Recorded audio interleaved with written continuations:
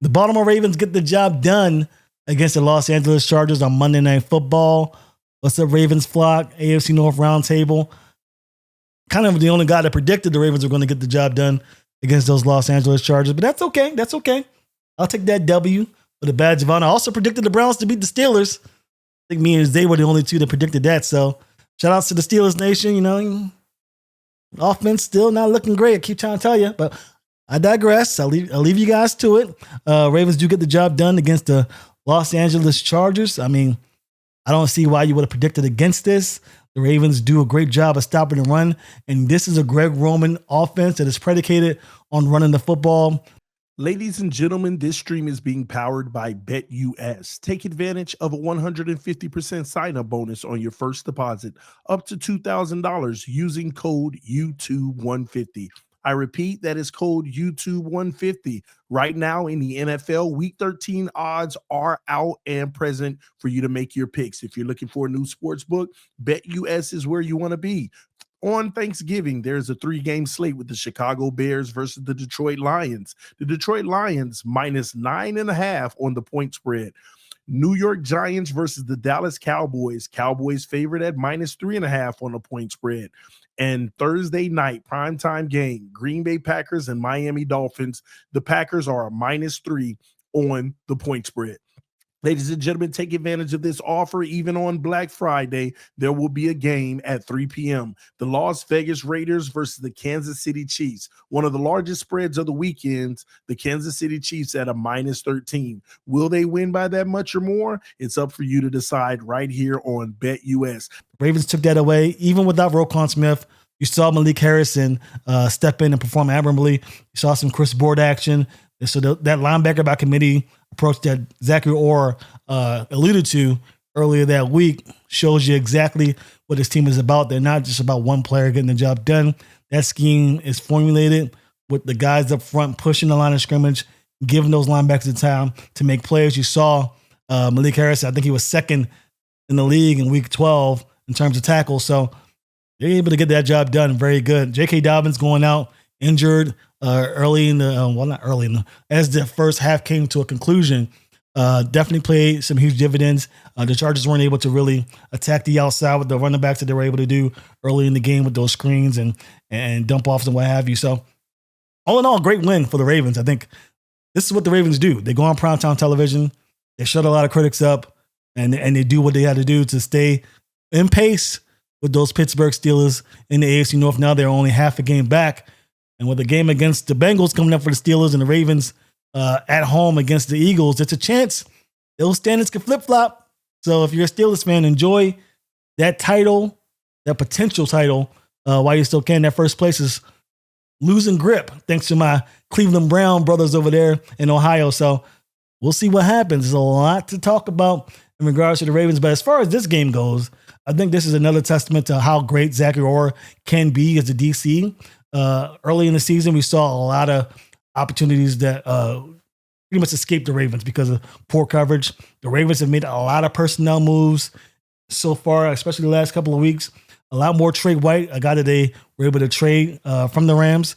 A former Buffalo Bill who looked really good when he was healthy. It looks like he's starting to get healthy. That confidence is very much appreciated as we have secondary concerns, guys who are getting beat, maybe not having the confidence to go up there and attack the football. So we'll see how this unfolds. Nate Wiggins was attacked a lot in that game, a lot more than usual. I guess the Chargers thought they had something there, but Nate Wiggins did great in coverage. A couple of times he was a little handsy, and that's something that's been a knock on him so far this season. But all in all, his speed and his recognition of the game is on par with one of the better rookie corners in this league. So I'm very impressed with what Nate Wiggins has done.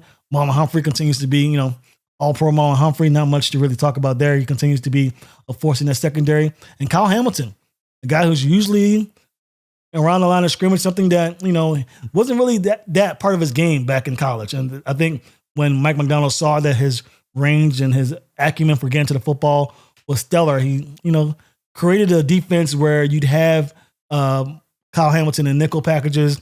We call it big nickel with 3 safeties.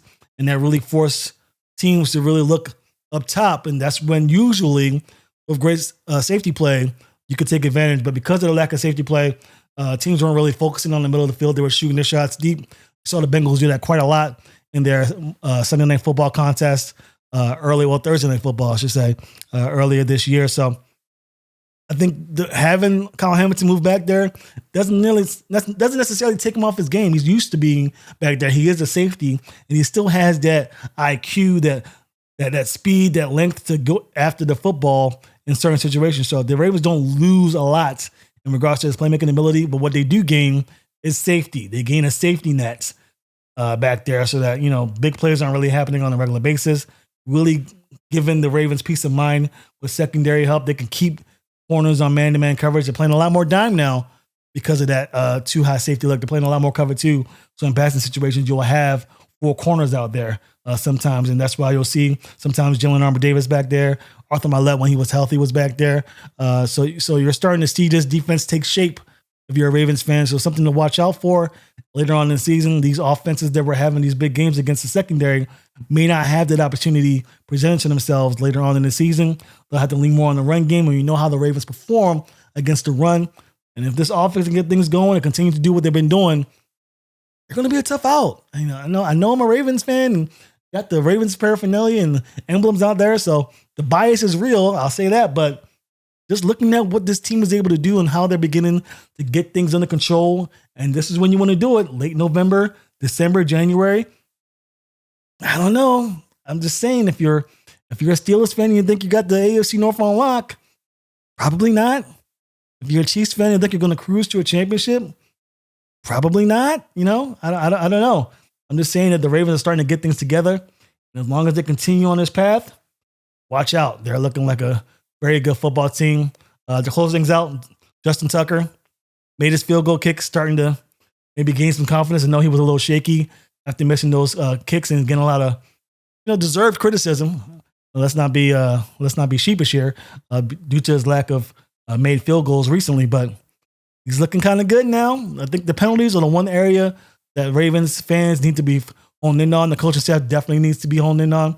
It does go to coaching, really, when you have those type of penalties, not being in position, making careless errors. So the Ravens can do that and kind of keep these drives from being stalled due to penalties, or extending drives for the opposing offense due to penalties. This team is going to be a very tough out. But overall, very impressive win by the Ravens on Monday Night Football. Definitely put the league on notice, and they'll have a chance and an opportunity to build on that success when they do battle against the Philadelphia Eagles on Sunday. We are previewing the huge matchup between the Philadelphia Eagles and the Baltimore Ravens.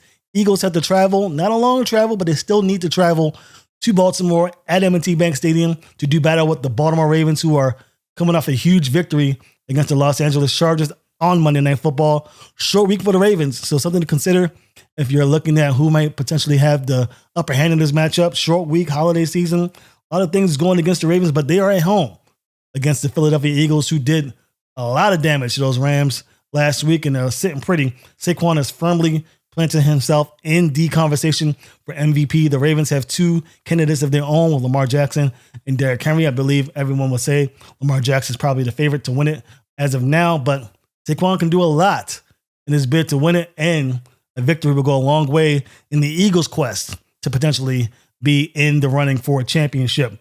So what I like in this matchup, there are a lot of things that I think about when I look at these two teams. One, and I say this all the time with the Steelers, but it bears mentioning with the Eagles. Eagles really haven't played anybody. They have 2 wins against teams with the winning record, which is the Packers in week 1 and the Commanders in week 8. So those are 2 teams, the only 2 teams with the winning records where they have a W. The rest of their games, losing record. Losing record. So the Commanders, the Eagles are taking advantage of these teams. They're doing what they have to do. They're playing who's on their schedule. They're getting the job done. But I believe this will be a great litmus test to see, are these Eagles truly for real, or are they just a team that's taking advantage of their weaker opponents? We'll find out for sure, as the Ravens will for sure be considered one of the better teams that they've faced so far this season. In fact, in my opinion, they're the best team that the Eagles have played this season. So definitely going to look forward to seeing this matchup, seeing how these 2 teams go at it. The combination of Jalen Hurts and Saquon Barkley is something that the Ravens, I'm sure, will be taking advantage of. I won't say take advantage of, be looking closely at. Roquan Smith, we don't know if he'll be active. Malik Harrison played great in his stead. Chris Board, another guy. So the linebacker by committee approach with the DC Zachary Orr paid huge dividends against the Chargers. We'll see if that is the case against the Eagles if Roquan can't go. Also, the Ravens defense, the secondary is starting to look good. Second straight week where we've seen the Ravens look decent on defense as far as matchups are concerned, as far as playing what's in front of you. There are a couple of penalties that I saw in that Chargers game that gives me a little bit of concern. But all in all, they've played way, way better than they have in previous games this season.